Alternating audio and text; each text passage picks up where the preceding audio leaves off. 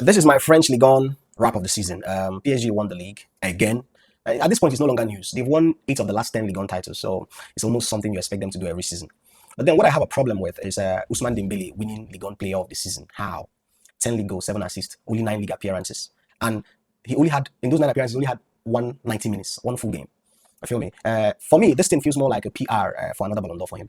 You get me? French player playing for the best team in France, won the league. He's already in the Champions League finals, and then with most of some of the Ballon d'Or contenders already out of the race, it feels just like Ligue 1 wants to strengthen his narrative going into the World Cup year, for another Ballon d'Or.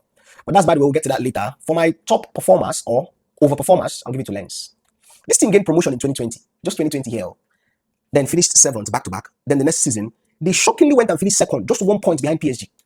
And then immediately after that season, people expected, the new reality will always hit. You know how small clubs will always come up, do something significant, and then all of a sudden they start fading away. The next season they finished 7th again. They went back to their normal position. Then the next season they went down to 8th. Everybody was like, yes, the new reality. You get me? They're now going back to where they truly belong. Just like Leicester in the Premier League came up 2015, won the league. Before you know it, they started going down, and now they've been relegated. So everybody thought that was going to be the case with Lens. Guess what? This season they have finished 2nd again, and they will be going back to the Champions League. That level of consistency it deserves some respect, And then for my underperformers, I'll give it to Lyon. Not qualifying for the Champions League, while clubs like Lens and Lille qualified and finished above you in the league is very, very disappointing, considering the squad depth that they have over these other teams that actually made it to the Champions League. So I'll still give my underperformers. And then for my overperforming players, Lipo from Rennes should actually be Ligue 1's player of the season. 21 league goals, 5 assists. And by far, he's Lens' best player all through the campaign. You get me? I know people might argue, okay, for the fact that he finished 6th in the table, he should not be given a Ligue 1 player of the season. What about Mason Greenwood? 16 league goals and 7 assists. Yet, he wasn't given player of the season. When I carry player of the season, go give Ousmane Dembele. I know what you want to do. Ousmane Dembele was not even PSG's best player. There is Kravastelia there.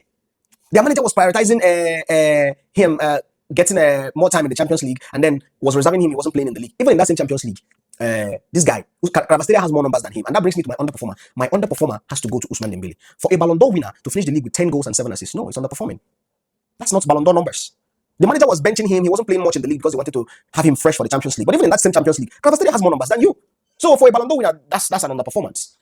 PSG scored the most goals in the league. They scored 74 goals, assisted 55. They also had the best defense and most clean sheets, 18. Lipo won Golden Boot with 21 goals. And then Thomason had the most assists with 9. Nantes, Metz, and OGC Nice were relegated. So for next season, PSG, Lens, and Lille will be representing Ligue 1 in the Champions League.